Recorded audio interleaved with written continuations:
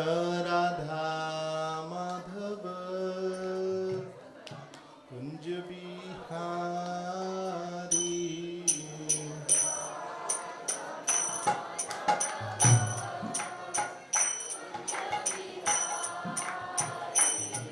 जय राधा माधव कुंज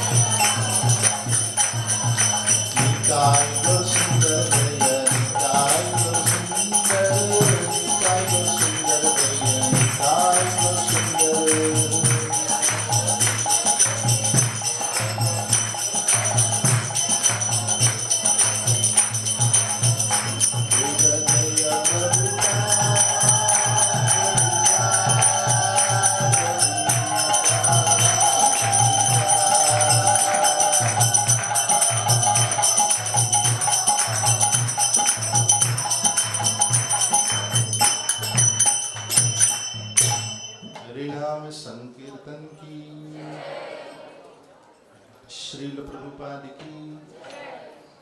ओम नमो भगवते वासुदेवाय। ओम नमो भगवते वासुदेवाय।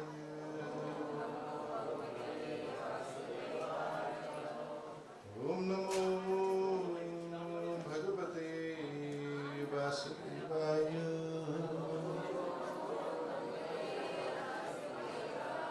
नारायणं नमस्कृत्य नरं चैव नरोत्तमं देवीं सरस्वतीं व्यासं ततो जयामुदीरये। नष्टप्रायेषु अभद्रेषु नित्यं भागवत सेवया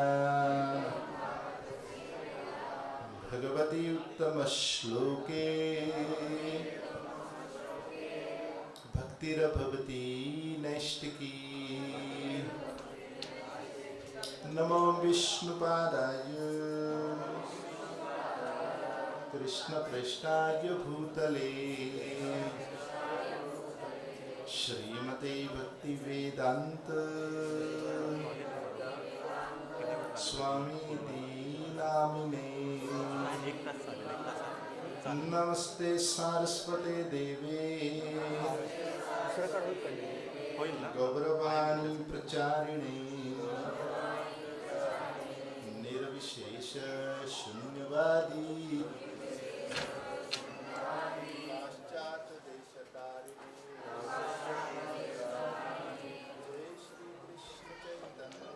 जय श्री कृष्ण चैतन्य प्रभु नित्यानंद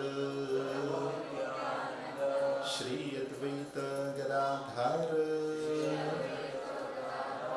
श्रीवासादि श्री गौर भक्त वृंद। हरे कृष्ण कृष्ण कृष्ण हरे हरे हरे राम राम राम हरे हरे। हरे कृष्ण। आज उपस्थित समस्त भक्त मंडलियों को हम बुरी बुरी धन्यवाद करते हैं। विशेष तौर से हमारे गौरांग प्रेम धन के सभा के कार्यकर्ता हिस ग्रेस माधव निमाय प्रभु को हम विशेष धन्यवाद देते हैं, जिन्होंने हमें यहाँ पर ऐसे सुनहरे अवसर पर हमें कहने का कुछ अवसर प्रदान किए। तो सारे मीरा रोड के ब्रह्मचारियों से अनुमति ग्रहण करके कुछ दो लफ्ज कहने का प्रयास करूंगा। इस उत्सव को बताया जाता है उत्सव। उत्सव यानी जो तमोगुण से जो हमें उबारता है उसे कहते हैं उत्सव। श्रीमद् भागवतम में वर्णन करते हैं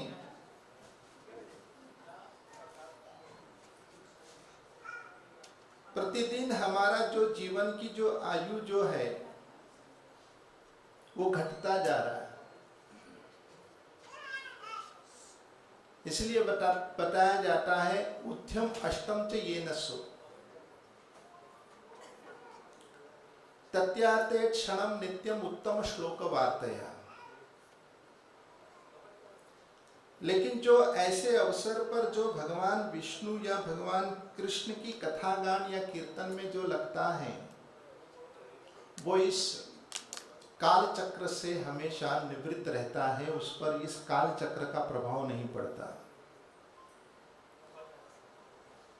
ऐसे जो भगवान के शब्द ध्वनि जिनके श्रवण कीर्तन करने मात्र से हमारे जीवन के सर्वोच्च प्रेम धन को हम प्राप्त कर सकते हैं। गौरांग प्रेम धन, वैसा जो धन प्राप्त कर सकते हैं जिस धन की तलाश पूरा संसार कर रहा है, बस तरीका अलग है, वे अलग तरीके से खोज रहे हैं। है तो यही धन, हरिनाम का धन, जो सीधे तरीके से प्राप्त करना है। भौतिक जगत हमेशा विपरीत होता है, उल्टा होता है। ऊर्ध्वम मूलम अध शाखा अश्वत्थम प्रायुरप्ययम चंदमसी यश प्रणानी यस्तम वेद सवेदविता। ये जो भौतिक जगत जो है आध्यात्मिक जगत का विपरीत है, उल्टा है, इसलिए यहां सब काम उल्टा होता है। सीधा काम होना चाहिए, ऐसे ये सीधा काम है, मगर ये नहीं होता, ऐसा होता है, उल्टा काम होता है, उल्टी गिनती ज्यादा करते हो। जब हम राजस्थान में श्रीमद् भगवद गीता वितरण कर रहे थे, उसी क्षण एक छोटा सा बालक ने कहा, पंडित जी है क्या? तो हमने कहा ये नहीं है, ये है, दूं क्या? तो लोगों को सीधे तरीके की गिनती पसंद नहीं, उल्टे तरीके की गिनती में ज्यादा रुचि लेते हैं, क्योंकि भौतिक जगत है। इसलिए धन प्राप्त करना चाहिए, मगर किस प्रकार का धन? ऐसा धन प्राप्त हो जिस धन को प्राप्त करके व्यक्ति पराम गति को प्राप्त कर सकते हैं, वो सर्वोच्च वस्तु को बड़े आसानी तरीके से प्राप्त कर सकते हैं। जैसे श्री गौरांग महाप्रभु, जिन्होंने हमें ऐसे सर्वोच्च वस्तु प्रदान किए। गौरांग महाप्रभु जब दक्षिण भारत की यात्रा के लिए जब निकले थे, तब उसी क्षण उन्होंने एक धोबी वाले से भेंट किया। धोबी वाले को कहा कि हरि का नाम जप करो। वो धोबी वाला थोड़ा ऊपर से नीचे गौरांग महाप्रभु को देखा कि ये सन्यासी बाबा को मेरे पीछे लगने की क्या आवश्यकता है। उन्होंने विचार किया, शायद ये चाहता है कि मैं हरि हरि बोलता रहूं और ये मेरा कपड़ा लेकर भाग जाए। और उन्होंने कहा कि क्या बात है सन्यासी, हमारे कपड़े पर नजर पड़ रहा है। महाप्रभु ने कहा, हम तो बस सन्यासी है, हमें किसके कपड़े की आवश्यकता है। महाप्रभु ने कहा, जो मैं काम कर रहा हूं वो तुम भी काम कर रहे, हम दोनों का काम एक ही है, मैं भी धोबी वाला हूं, तुम भी धोबी वाले हैं। बोले ऐसे कैसे? बोले तुम कपड़े धो रहे हो, कपड़े को धोकर शुद्ध करते हो, मैं लोगों के शरीर को हरे कृष्ण महामंत्र जप कर कर शुद्ध करता हूं। काम दोनों का एक ही है। और धोबी वाले को कहा, एक बार हरि बोल। अब उन्होंने कहा, अब सन्यासी जी सुबह सुबह क्यों परेशान हो रहे हो, हमें अपने काम करने दो, अभी हरि बोलते रहेंगे तो कपड़े कौन धोएंगे। लोगों को अधिकतर काम पड़ा है, राम नहीं पड़ा है। काम में बड़े व्यस्त हैं, काम इतना है, मगर गीत आप सब जानते ही है, जैसे कहा गया है, मेरे मन में राम, मेरे तन में राम, रोम रोम में राम रे, राम सिमिर ले ध्यान लगा ले, छोड़ जगत का काम रे। बोलो राम, बोलो राम, बोलो राम राम राम। मगर आज के तारीख में लोगों की परिस्थिति क्या है? ठीक इसका विपरीत। मेरे मन में काम, मेरे तन में काम, रोम रोम में काम रे, काम सिमिर ले ध्यान लगा ले, छोड़ प्रभु का नाम रे। बोलो काम, बोलो काम। काम काम काम काम इतना है कि राम का नाम लेने को टाइम ही नहीं है। अब सब व्यस्त हैं अपने काम में, अपने काम धंधे में। अब ये धोबी वाला भी व्यस्त था। महाप्रभु ने देखा मुझे इन पर तो गौरांग प्रेम धन तो जरूर देना है, और गौरांग महाप्रभु ने अपना प्रेम धन देने के लिए कहा ठीक है ये कपड़े मैं धोता हूं, तुम हरि का नाम लो। धोबी वाले ने कहा एक बार बोलूंगा, ज्यादा नहीं, हाँ बस एक बार। और महाप्रभु उनके कपड़े धो रहे हैं और इन्होंने कहा हरि बोल। महाप्रभु ने कहा और एक बार, हाँ बस। फिर से बोला हरि बोल, फिर से बोला और एक बार, बोला एक बार अंतिम बार, बस इसके बाद नहीं बोलूंगा, नहीं बस एक बार हरि बोल। अब जैसे उन्होंने 3 बार हरि उच्चारण किया, जो धोबी वाले के मुख में जो हरि का नाम रटता गया कि धोबी वाला तो नाचने लग गया। अब उनके नाचते हुए देखते हुए अब आई थी भाग्यवती। भाग्यवती आई थी सुबह सुबह प्रसाद बनाकर अपने पति देव को टिफिन देने के लिए, और जब तक वो आई तो उन्होंने क्या देखा, अरे मेरे पति को क्या हो गया, कौन सा पागलपन का दौरा लग गया है। अब लोगों को तो लगता ही है ऐसे, जो हरि का नाम जप करता है भौतिकवादी को लगता है कि हम पागल हैं, और हमें लगता है वो पागल है, और सब एक दूसरे को पागल ही बोलते हैं। हम जब कल्याण में थे तो वहां पर सलून में गए थे सर मुंडाने के लिए, कोई शेविंग करने वाला था नहीं, तो सलून में गए थे इमरजेंसी में। तो सलून में जब हमारा सर मुंडा रहे थे तो हमारे बगल में एक दूसरा हमारे उम्र का एक दूसरा व्यक्ति आया, और वो बाल को यूं ऐसे ऐसे खड़ा कर रहा था, और मेरा यहाँ सर मुंडा रहा है, और मैं उसको देखकर सोच रहा था अरे मैं इतने बाल से परेशान हूँ, कितना अच्छा लग रहा है। और मैं उसके बाल को जो खड़ा कर रहा है तो मैं देखकर हंस रहा था। अब जब मैं हंस रहा था तो वो मुझे देखा तो मुझे देख के हंस रहा था। तो मैं सोचा कि मैं तो हंस रहा, वो क्यों हंस रहा है। तब पता लगा रे वो इसलिए हंस रहा है कि मैं टकलू हो रहा हूं। तो लोगों को लगता है ये हरि का नाम जप करने वाले पागल हैं, और हमें लगता है जो नहीं जप कर रहे वे पागल है। और वैसे ही यहाँ पर जो धोबी वाला जो कीर्तन में नाचने लग गया, उसी क्षण भाग्यवती ने देखकर वो भी अचरज में पड़ गई कि कौन सा भूत पकड़ लिया इसको। वो दौड़ी दौड़ी गई और लोगों को बुला लाई, मेरे पति को पता नहीं क्या भूत पकड़ लिया, क्या नाम रट रहे, सुबह सुबह काम धंधा छोड़ के नाच रहे।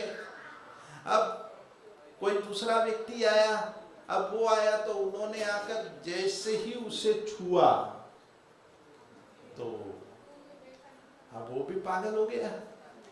अब वो भी हरि के नाम पे नाचने लग गया। अब वो भी हरि हरि नाम बोलकर नाच रहा है, और वो हरे कृष्ण मंत्र में नाच रहा है। तीसरा व्यक्ति आया, चौथा व्यक्ति आया, सब बारी बारी से नाचना शुरू। पहला तो सोलो डांस चल रहा था, अभी पूरा ग्रुप डांस चालू हो गया। अब पत्नी अभी तक नहीं छुई, पत्नी ने सोच ली जो छूता है वो पागल हो जाता है, मैं नहीं छूऊंगी। पत्नी ने क्या किया, लकड़ी लिया, लकड़ी लेकर अपने पति को मारने लगी, कहीं ये भूत भाग जाए। लेकिन जैसे लकड़ी से स्पर्श की, उसी क्षण लकड़ी को छूते ही अब करंट तो लगता ही है। अब ऐसा बिजली का झटका लगा उन्हें कि वो भी अपने पति के साथ कपल डांस शुरू कर दिए। अर्थात तब तक नित्यानंद प्रभु आए। नित्यानंद प्रभु दौड़ते दौड़ते आए, महाप्रभु तो आगे निकल गए। नित्यानंद प्रभु ने पूछा, वहां के कुछ बुजुर्ग लोग दूर खड़े रह के देख रहे थे, काफी बुजुर्ग वृद्ध थे, वे लोग केवल तमाशा देखने में कुछ लोग रुचि लेते, तो वो खड़े रहकर देख रहे थे क्या हो रहा है, बड़ा रुचिकर तमाशा चल रहा है। तब तक नित्यानंद प्रभु ने पूछा, यहाँ से कोई सन्यासी कोई गया क्या? बोले अरे हाँ बाबा, एक ऐसा पागल सन्यासी आकर गया कि पूरे गांव को पागल बना दिया। तब नित्यानंद प्रभु समझ गए गौरांग महाप्रभु का प्रेम धन यहाँ बढ़ गया है। तो नित्यानंद प्रभु ने पूछा कि अब वो कहाँ गए, किस दिशा पर? बोले मैं बताता हूँ वो कहाँ गए, लेकिन मेरा एक प्रश्न है उसका उत्तर दे दीजिए। बोले क्या? अरे ये पागलपन का कोई दवाई है क्या? बोले ये पागलपन का दौरा एक बार लग जाता है ना, इसके बाद कोई दवाई नहीं है, ये जीवन भर तक पागल हो गया है। वैसे जो महाप्रभु के संकीर्तन में जो नाचने लगता है, एक बार यदि इसका रत लग गया वो परमानेंटली डैमेज। जब गिरिराज गोस्वामी, अब उस समय गिरिराज प्रभु थे, तब प्रभुपाद जी के आंदोलन में बार बार भाग के चले जाते थे। माता पिता ने पकड़कर लेकर गए साइकेट्रिक डॉक्टर के पास, और साइकेट्रिक डॉक्टर के पास लेकर गए। डॉक्टर के पास बिठाए, बोले कि जरा पता लगाइए क्या समस्या है। डॉक्टर ने उसको पर्सनल ट्रीटमेंट लिखी है। अब उनका काउंसलिंग ले रहे डॉक्टर। डॉक्टर ने पूछा क्या बात है, क्या समस्या है? तब इन्होंने उत्तर दिया समस्या यह है कि मैं 84 लाख योनियों में भ्रमण कर रहा हूँ। बोले माता पिता की बात क्यों नहीं सुनते? बोले कि कितने माता पिता है? 84 लाख में 84 लाख माता पिता आकर गए, एक ही माता पिता वास्तविक हमारे हैं। सुनते सुनते डॉक्टर भी हैरान हो गए। डॉक्टर ने उनके माता पिता को कहा ऐसा केस मैंने आज तक नहीं देखा। मैं पक्का ये दावा के साथ कहता हूं कि आपके पुत्रों को ऐसी बीमारी लग गई है जो बीमारी का कोई इलाज नहीं है, इज परमानेंटली डैमेज। वैसे जो भगवान के जो संकीर्तन में जो व्रत होता है, वो एक बार इसका जब नशा चढ़ जाता है फिर वो इस नशे को कभी नहीं छोड़ पाता, चाहे कितना भी प्रयास क्यों न कर ले। तो ये जो नाम संकीर्तन गौरांग महाप्रभु ने प्रदान किया, अब किनको किनको नहीं दिए। जब महाप्रभु जब पहुंचे श्रीरंगम में वेंकट भट्ट के यहाँ पर उनका आगमन हुआ। श्रीरंगम मंदिर में नाच रहे थे, वेंकट भट्ट आरती कर रहे थे अनंत पद्मनाभ का। करते करते जब महाप्रभु की ओर जब देखे तो ऐसे तेजस्वी सन्यासी, इतने ऊंचा कद, इतने स्वर्ण रंग का, तो आरती करते करते उन्होंने क्या देखा, जो अनंत पद्मनाभ जो लेटे हैं वो वहां पर गौरांग महाप्रभु लेटे हैं, और नाच कौन रहा है? अनंत पद्मनाभ भगवान नाच रहे हैं। और उन्हें समझ में नहीं आया कि कौन भगवान है और कौन अनंत पद्मनाभ है, और वे समझ गए कि दोनों भी एक है। वेंकट भट्ट ने निवेदन किया कि आप कहाँ से आए हो, कहाँ पर निवास है आपका? तब कहने लगे मैं भ्रमण करने आया हूँ। तब इन्होंने ये निवेदन रखा कि कृपा करके हमारे घर पर आप प्रस्थान करिए, भोजन ग्रहण करिए। अब महाप्रभु वेंकट भट्ट के घर जाने का उद्देश्य क्या था कि गोपाल भट्ट को आशीर्वाद देने के लिए। उनके पार्षद थे गोपाल भट्ट। गोपाल भट्ट के घर पहुंचे। गोपाल भट्ट बाल अवस्था से ही महाप्रभु का दीवाना हो गया। अब ये खबर हुआ वेंकट भट्ट के छोटे भाई को। उनका छोटा भाई सन्यास ले लिए, जिनका नाम है प्रकाशानंद सरस्वती। प्रकाशानंद सरस्वती जो सन्यास लेकर जो प्रचार में लगे, 10,000 शिष्य हैं उनके, 10,000 सन्यासी शिष्य बनाए उन्होंने। इतने तगड़े वेदांत के भाष्यकार, ऐसे इतने बड़े प्रगाढ़ विद्वान थे कि सभी लोग उनके चरणों पे नतमस्तक होते थे। मगर जब उनको पता लगा कि मैं जिसको चेला बनाना चाहता था, मेरे भाई के पुत्र को, वो गोपाल भट्ट को, ये गोपाल भट्ट को किसी और ने चेला बना दिया। कौन? एक कौन है? चैतन्य। बड़ा ईर्ष्या होने लग गया प्रकाशानंद सरस्वती को। प्रकाशानंद सरस्वती कहने लगे कि ये जो वेंकट भट्ट मेरा भाई, ये चैतन्य महाप्रभु के माया जाल में फंस गया। और उन्होंने बहुत उनको गालियां देने लगे, बोले मेरे सामने किसी का माया जाल नहीं चलेगा। महाप्रभु प्रचार करके 4 महीना वहां चतुर्मास में रुककर जब जगन्नाथपुरी गए तो इन्होंने पत्र लिखा प्रकाशानंद सरस्वती ने। क्या पत्र लिखा? कहने लगे, हे चैतन्य, अब उसको आदर सम्मान भी नहीं है, इसको क्या लिख रहे, हे चैतन्य, हमने सुना है कि तुम जगन्नाथपुरी में रहते हो, अरे आओ काशी में रहो, महादेव के धाम में रहो, यहाँ पर बैठकर ध्यान लगाओ और ध्यान लगाकर परब्रह्म में विलीन हो जाओ। अब ये जब उन्होंने भेजा, महाप्रभु ने प्रति उत्तर दिए। प्रति उत्तर क्या दिए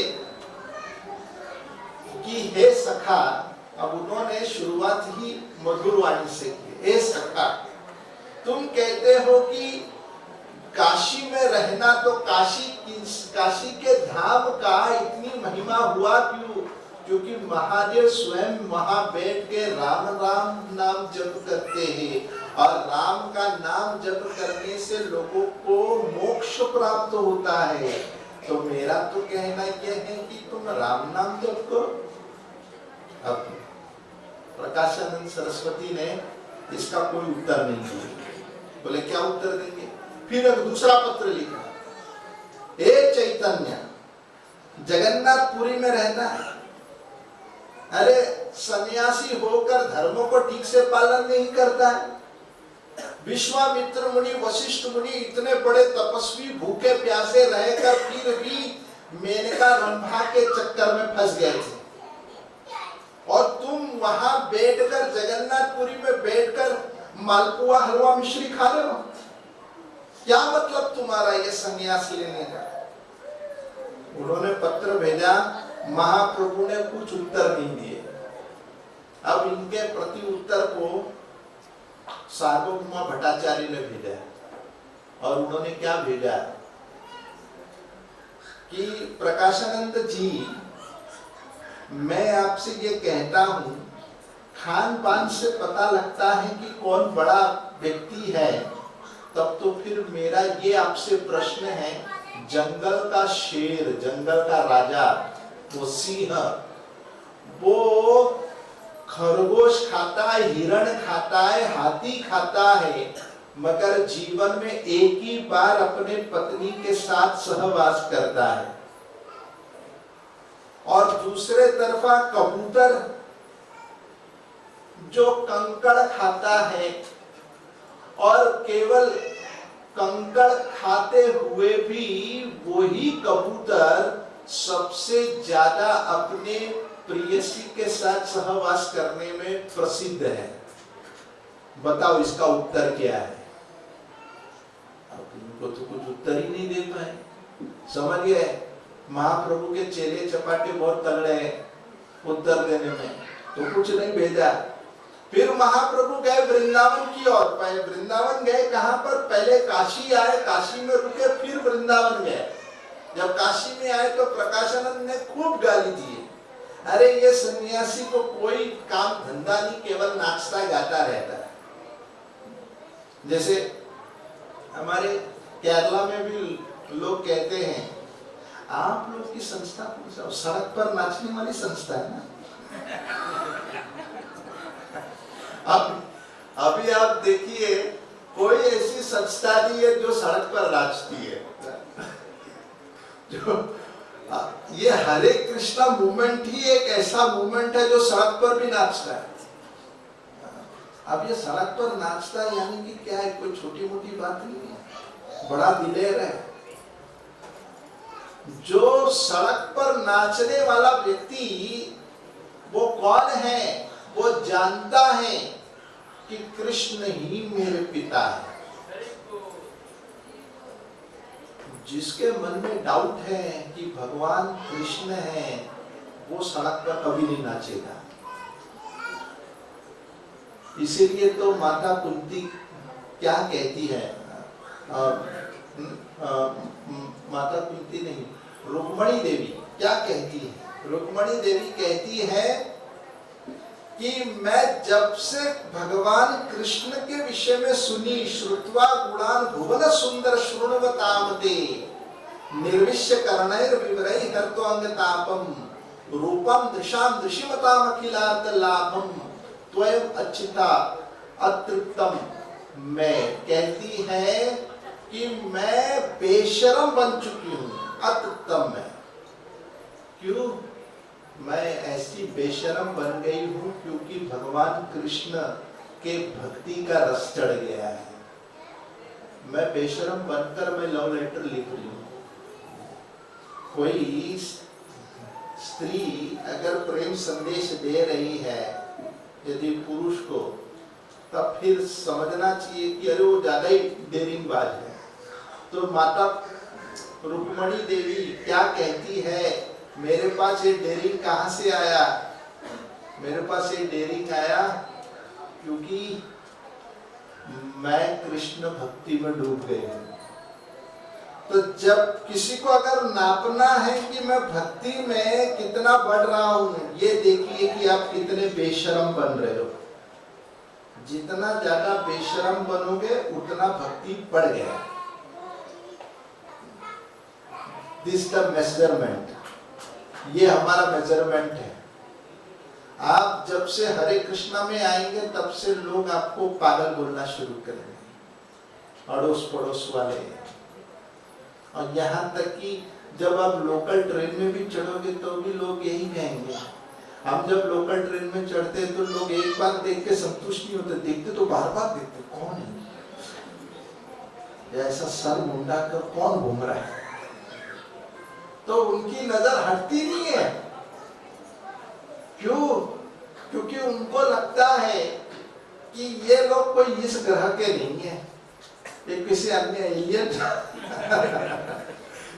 आ गए। तो वैसे प्रभुपाद जी तो कहते ही है, जो वैकुंठवासी जो है वो हरे कृष्णा आभूषण ही ऐसा है कि वैकुंठवासी का आभूषण है। और यहाँ ठीक इसी तरह जो श्री चैतन्य महाप्रभु, जिन्होंने ऐसे बेशरम होकर नाचते गाते थे, तब प्रकाशानंद सरस्वती ने कहा कि मेरे साथ बात करने में डर कर भाग के महाप्रभु गए। 3 महीने के लिए वृंदावन यात्रा करके लौट आए। तब प्रकाशानंद सरस्वती के साथ भेंट कराना था। महाराष्ट्र ब्राह्मण को ये सुनकर सहा नहीं जाता। वो महाराष्ट्र ब्राह्मण ने जाकर महाप्रभु को कहा ऐसे ऐसे वो कहता है। महाप्रभु ने कहा हम कुछ नहीं कर सकते।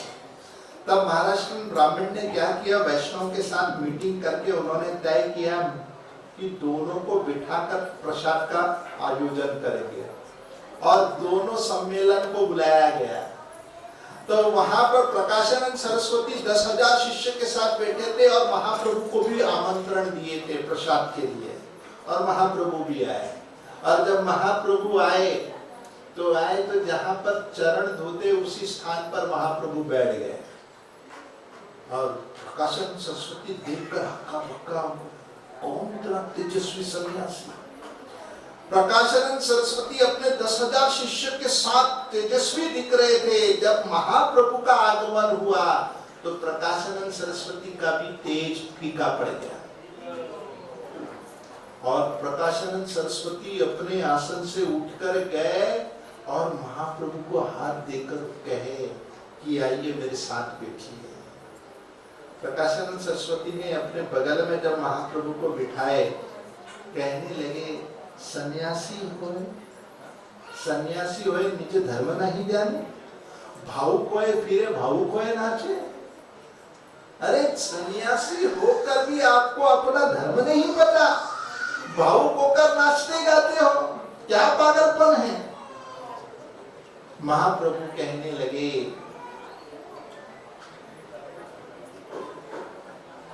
वेदांत सार के विषय में वर्णन करते हुए कहने लगे, गुरु मोरे मूर्ख देखी कोरिला शासन, कृष्ण मंत्र सदा जप, यही वेदांत सार है।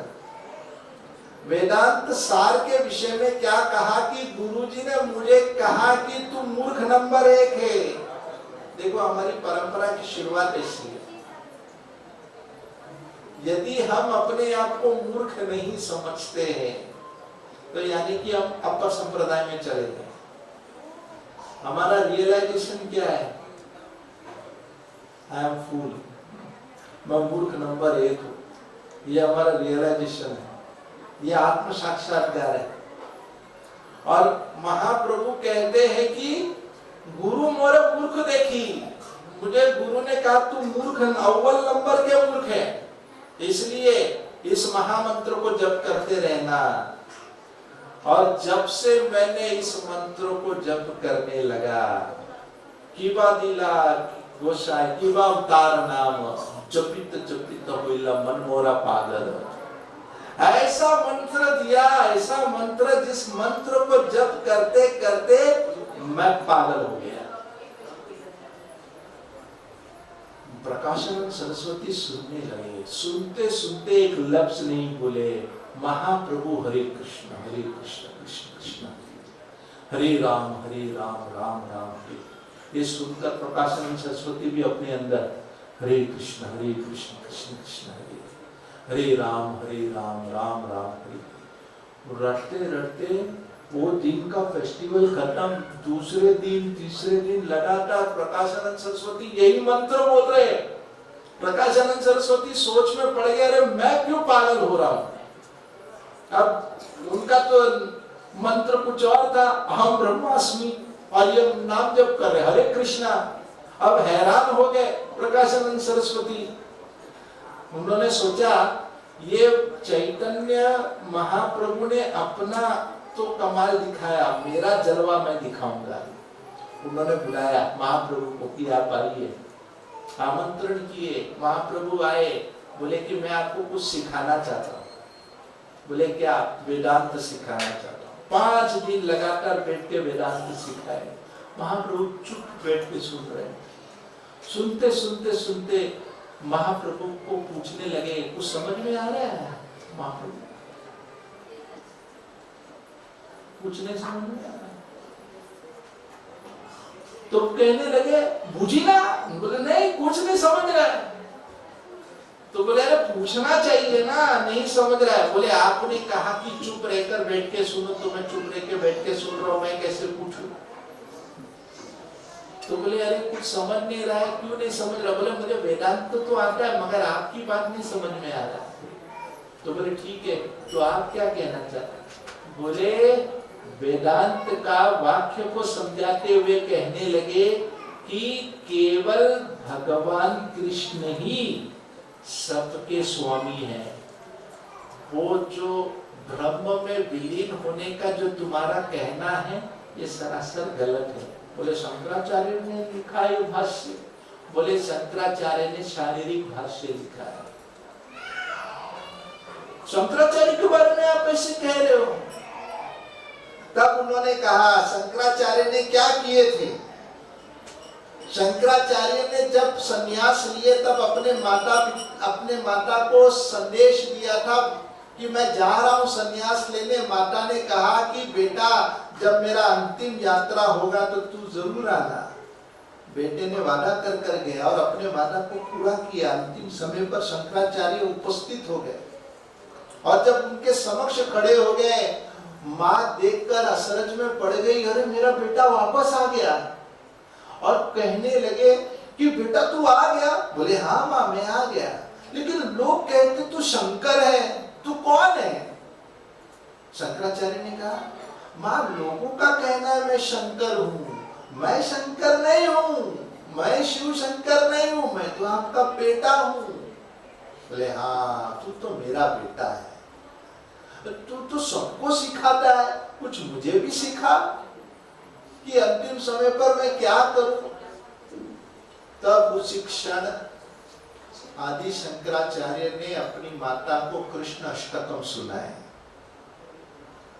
सुनाने के बाद भी कहा बेटा समझ में नहीं आ रहा है। तब आदि शंकराचार्य ने कहा माता केवल वृंदावन धाम के राधा कृष्ण अष्ट सखी का स्मरण करो। और उसी को स्मरण करते करते माता ने देह त्यागा। शंकराचार्य ने सबको बेवकूफ बनाया, अपनी मां को नहीं बना पाया। अपनी मां को सच बात बताया कि क्या करना चाहिए। और वही बात यदि आप देखो गुप्त रूप में तो शंकराचार्य ने बता दिया सबको, भज गोविंदम भज गोविंदम भज गोविंदम मूढ़मते। उन्होंने ये बात बता दिया है। जब एक राजा के स्थान पर जब आदि शंकराचार्य का जब तर्क हो रहा था तो उनकी पत्नी रानी ने कहा कि आप काम सूत्र के विषय में ज्ञान है क्या आपको? तब शंकराचार्य अब जो बचपन से बाल ब्रह्मचारी, अब उन्होंने इस विषय को कभी अध्ययन ही नहीं किया था। तब उन्होंने सोचा कि अब मैं कैसे इसका अनुभूति प्राप्त करूं। तब उन्होंने अपने देह को सुरक्षित स्थान पर रख दिए और अपने शिष्य को कहा यहीं पर ही रखना, मैं अब जाऊंगा राजा के शरीर में और राजा के शरीर में जाकर ये काम सूत्र ज्ञान का विद्या प्राप्त करके आऊंगा। और यदि मैं वहां पर अटक गया, वापस नहीं आया, तो तुम इस चिट्ठी को खोलकर इस मंत्र को बार बार जप करते रहना, तो मैं वापस आ जाऊंगा। बोले ठीक है। अब उनको चिट्ठी भी दे दिया अपने शिष्य को और चिट्ठी देकर वे अपने शरीर को छोड़कर राजा के शरीर में चले गए। अब चले गए तो चले गए, अब आने का नाम ही नहीं ले रहे शंकराचार्य। सारे शिष्य देखने लगे हमारे गुरुजी वापस नहीं आ रहे, क्या करे। याद आया, चिट्ठी खोलकर देखा तो उसमें लिखा था भज गोविंदम भज गोविंदम भज गोविंदम मूढ़मते। और जब उस भज गोविंदम का जब भजन शुरू किया तब शंकराचार्य राजा के शरीर से बाहर निकल के वापस अपने शरीर में आ गए। शंकराचार्य ने भी सिखाया कि भगवान का हरे कृष्ण महामंत्र ही एक ऐसा साधन है जो हमें तार सकता है और कोई रास्ता नहीं है। जब इस प्रकार जब कहा, प्रकाशानंद सरस्वती कहने लगे कहाँ है प्रमाण? उन्होंने प्रमाण भी बताया। पद्म पुराण में स्वयं शंकर जी अपने पार्वती को कहते हैं मायावादम सत्शास्त्रम प्रचन्नम बोधम उच्यते मय्येव विहितम देवी कलो ब्राह्मण मूर्तिना। मायावाद का झूठा शास्त्र लिखने के लिए मैं कलयुग में आऊंगा और लोगों को दिग्भ्रमित करूंगा। हे देवी, मैं ब्राह्मण के रूप में प्रकट होऊंगा। और कौन? आदि शंकराचार्य। इतने सारे प्रमाण देने के बाद भी प्रकाशानंद सरस्वती ने कहा कहाँ है प्रमाण? और प्रमाण कहाँ है? और प्रमाण कहाँ है? तब महाप्रभु क्रोध में कह दिया, आवेश में आकर कह दिए, हे प्रकाशानंद, क्या बार बार प्रमाण पूछता है? देख प्रमाण मैं हूं। तुरंत उन्होंने अपने षड्भुज रूप का दर्शन दे दिए। जो षड्भुज रूप का दर्शन हुआ प्रकाशानंद सरस्वती को, वो तो लोटपोट होकर उनके चरणों पर गिर पड़े रोते रोते। और महाप्रभु वहां से निकल पड़े, सीधे काशी के तट पर जाकर वो कीर्तन में नाच रहे थे। तब तक इनको होश आया। सारे शिष्य ने पूछा गुरुजी क्या हुआ? अरे गौरांग कहाँ गया? अरे वो तो चले गए। अरे वो तो मेरे प्राणनाथ है बोल के जो दौड़ लगाए, सब संन्यास दंडा सब छोड़कर महाप्रभु के पीछे भाग कर गए। महाप्रभु के साथ कीर्तन में नाच रहे, हरे कृष्णा कृष्णा कृष्णा हरे राम राम राम हरे हरे। जो नाच रहे सारे, तब तक महाप्रभु के चरणों पर निवेदन रखते हैं, प्रकाशानंद सरस्वती की कृपा करके मुझे आप अपना शिष्य बना लो, अब मुझे ये जीवन नहीं जीना है। महाप्रभु ने कहा तुम्हारे द्वारा मुझे बड़ा काम करना है, शीघ्र ही वृंदावन की ओर प्रस्थान करो और वृंदावन में जाकर वृंदावन की महिमा का गान करो। तब इन्होंने कहा मेरे 10,000 शिष्य भी हैं, उस 10,000 शिष्य तो भटक गए हैं, एक बार उनको मैं ठिकाने लगा दूं, वे तो मेरे ही आश्रय में हैं। और बोले ठीक है, बोले कि एक अंतिम निवेदन रख रहा हूं। बोले क्या? मैं अब ये प्रकाशनन नाम से मैं अब ऊब गया हूं, मुझे ये नाम नहीं चाहिए, आपके द्वारा कुछ अच्छा नाम दे दीजिए। तब महाप्रभु ने कहा कि आज से तुम्हारा नाम प्रकाशनन सरस्वती नहीं होगा, प्रबोधानंद सरस्वती बनेगा। और तब से उनको प्रबोधानंद सरस्वती का नाम प्रदान किए। और वही प्रबोधानंद सरस्वती जो वृंदावन की महिमा का प्रचार प्रसार किए। और इसीलिए प्रबोधानंद सरस्वती अपने 10,000 शिष्य के समक्ष बैठकर क्या कहते हैं? सारे शिष्यों को बुलाया, सबको इमरजेंसी, सबको बुलाया कि आप सबको आना है, गुरुजी का आदेश है, सब आए। और उन्होंने कहा आज से मैं गुरुजी होने के नाते में अंतिम आपको आदेश देता हूँ, अंतिम सूचना देता हूँ। बोले क्या? आज के बाद मैं आप लोग का गुरु नहीं हूँ। सब हैरान, सारे 10,000 शिष्य भोगला गए, अरे हमारे गुरुजी कहते मैं गुरु नहीं हूँ। क्यों? बोले हमारी जितनी भी सिखाया पढ़ाया सब झूठ है, सब भूल जाओ। अब सोचिए क्या उनका धैर्य था। प्रकाशनन सरस्वती जिन्होंने 10,000 शिष्यों को जो सिखाया, सिखाने के बाद कहा कि मैंने सब झूठ बोला आप लोगों को। फिर बोले एक ही आश्रय है और गौरांग महाप्रभु का चरण कमल।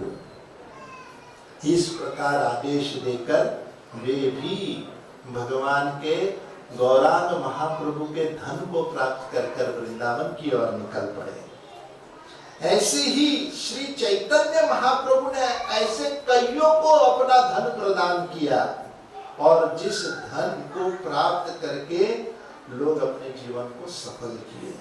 आज यहाँ पर हम सबका यही सौभाग्य है कि हम सब वही श्री गौरांग महाप्रभु के द्वारा दिया गया जो धन है, उसी धन को हम सब प्राप्त कर रहे हैं और उसी धन को बटोरने का हम सबको अवसर प्राप्त हो गया है।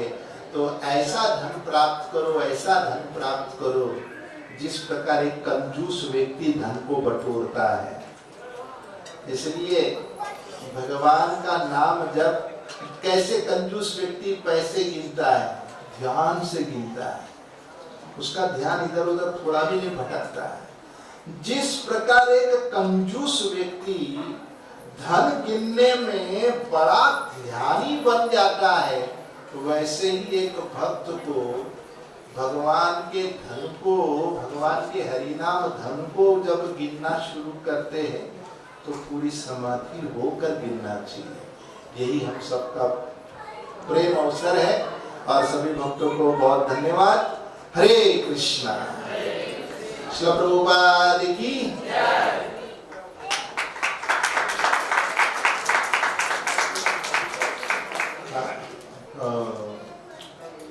माधुरी भाई प्रभु ने पूछा था कुछ प्रश्न भी हो सकता है किसी। अच्छा ठीक है, धन्यवाद सारे भक्त लोग। किसी का कोई प्रश्न है तो पूछ सकते हैं।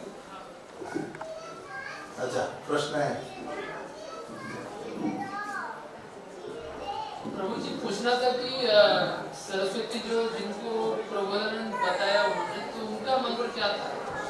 उनका मंतव्य, उनका मंत्र क्या था जो छोड़कर उन्होंने हरि नाम का? वही हरे कृष्णा कृष्णा कृष्णा हरे हरे, हरे राम राम राम हरे, यही मंत्र उनको प्रदान किया।